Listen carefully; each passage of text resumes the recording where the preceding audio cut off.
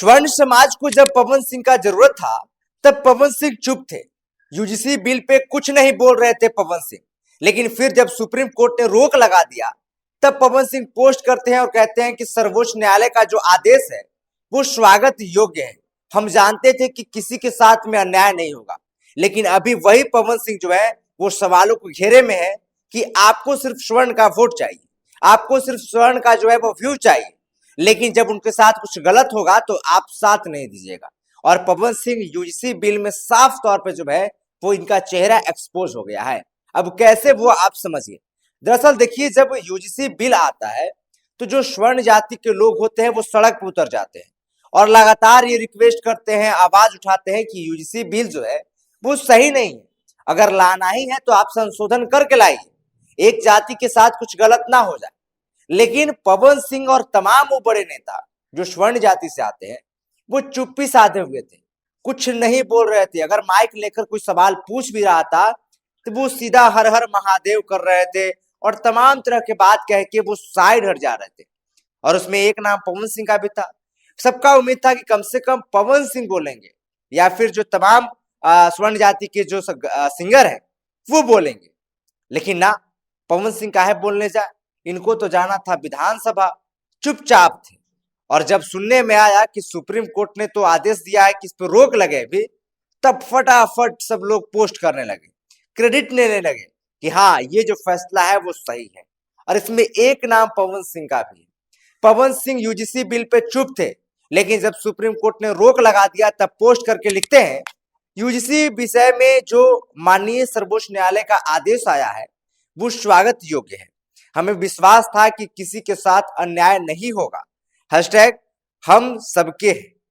अब देखिए, हम सबके हैं, ठीक है, मानते हैं आप सबके हैं, लेकिन आप सिर्फ पता है क्यों नहीं बोले।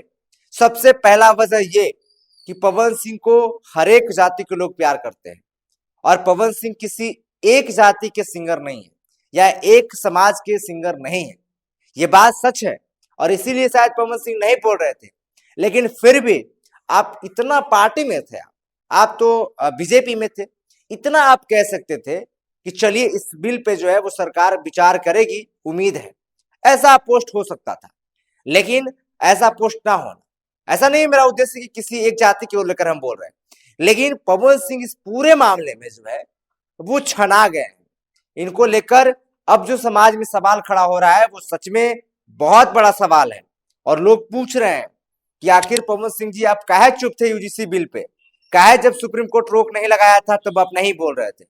और सिर्फ पवन सिंह ही नहीं, आप इस बिल के मामले में देखे होंगे वो तमाम स्वर्ण जाति के जो बड़े बड़े नेता थे, एमपी एमएलए या बड़े बड़े पोस्ट पे थे, वो सारे के सारे लोग चुप थे। जब माइक जा रहा था तो वहां पे भी वो चुप रह रहे थे, कुछ नहीं बोल रहे थे, साफ इनकार कर रहे थे। लेकिन वही समझिए कि जब सुप्रीम कोर्ट ने रोक लगाया तो ये हो गए या गिरिराज सिंह हो गए या नित्यानंद राय हो गए, तमाम जो लोग हैं वो एक एक करके पोस्ट करने लगे कि हाँ, हमें लग रहा था। सम्राट चौधरी भी कहने लगे। जब सोचिए कि मतलब राजनीति कैसे घूमता है और पार्टी के दबाव में लोग जो है वो कितना दबे रहते हैं।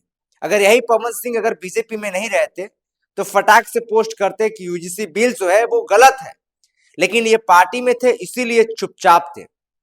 और ये सवाल उन लोगों पे खड़ा होता है जो पवन सिंह को भर भर के प्यार देते हैं। पवन सिंह एक मांगते हैं तो लोग चार प्यार देते हैं, लेकिन जब इन लोग का साथ वो खड़ा नहीं हुए तो ये तो अब इन लोग का अपना विषय है कि आखिर क्या है। लेकिन यूजीसी बिल में तमाम वो स्टार हों, तमाम वो नेता हों जो जाति के नाम पे वोट लेते हैं, वो इसमें एक्सपोज हो गए हैं। आप क्या सोचते हैं वो हमें नीचे कमेंट सेक्शन में जरूर बताइएगा।